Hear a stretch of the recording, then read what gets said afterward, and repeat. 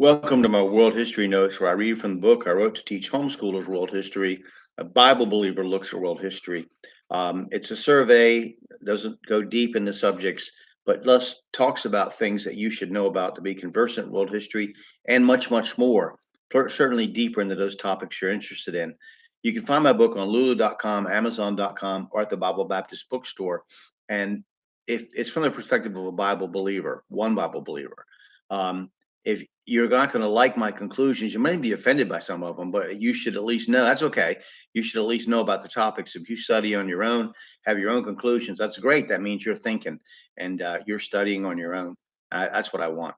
So I'm going to start here. We're going to go to the British Isles, saw the reign of Henry VII from 1485 to 1509, who strengthened royal authority and suppressed private feudal armies. His son, Henry VIII, broke with the papacy. We're going to discuss him in a bit regard to his place in the Reformation later. For 5 years, from 1553 to 1558, Mary I ruled England and reestablished Catholicism. She married Philip of Spain, was called Bloody Mary for her execution of over 300 Protestants. Then in 1558, Elizabeth I took over England. Mary's sister, she returned to England to Protestantism. She even sent expeditions to France to help Huguenots, French Protestants fighting by the Catholic Church. She allied with Netherlands in the revolt against Spain, but avoided outright war with Spain. Then in 1586, mighty Spain planned to invade England. The names of thousands of English Protestants were prepared, who would be murdered if the Spanish Armada was successful. In 1587, Sir Francis Drake, who had just come off from circumnavigating the globe, attacked the Spanish at Cadiz and destroyed many ships. The Spanish continued to prepare their massive invasion and finally departed in July of 1588. But after many unsuccessful naval engagements that didn't go their way, the failed Armada tried to return to Spain by going around the British Isles, only to lose over half their ships and thousands of men to battle, starvation, or drowning in the North Sea and the Atlantic Ocean. In Scotland, Mary, Queen of Scots, ruled from 1544 to 1547, allying herself with France against England and fighting against Elizabeth. The French were driven out of Scotland, and in 1567, Mary's infant son, James VI, came to power, becoming king over Scotland and then England as James I of England some 30 years later. We'll talk about a little bit about European politics at the time. France had almost continuous wars with Spain and fighting in Italy during this period under monarchs Louis XII and Francis I.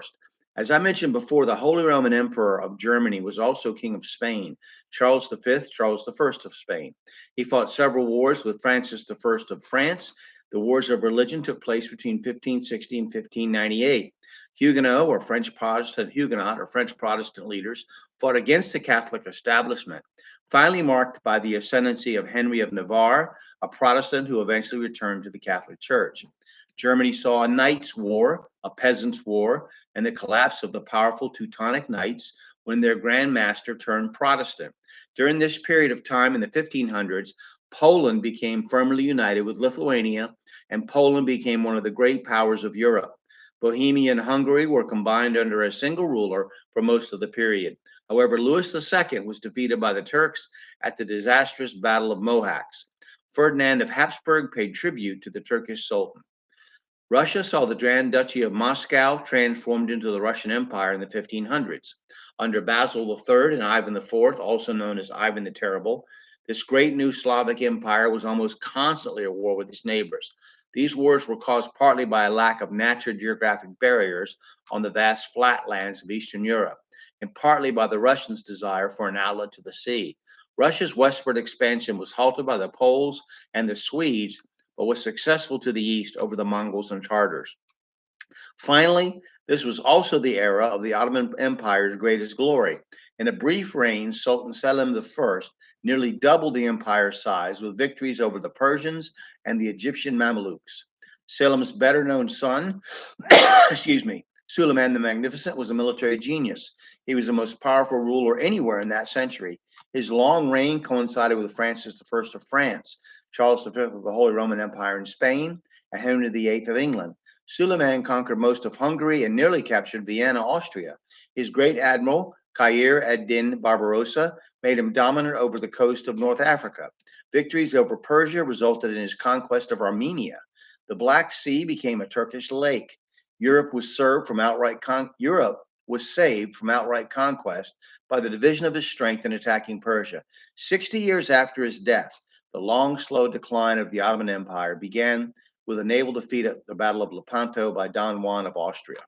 So we're going to talk next more about the world, just a little bit about the world, and then we'll have a quiz, or we'll talk about study questions, and you need to know about all these topics we discussed recently.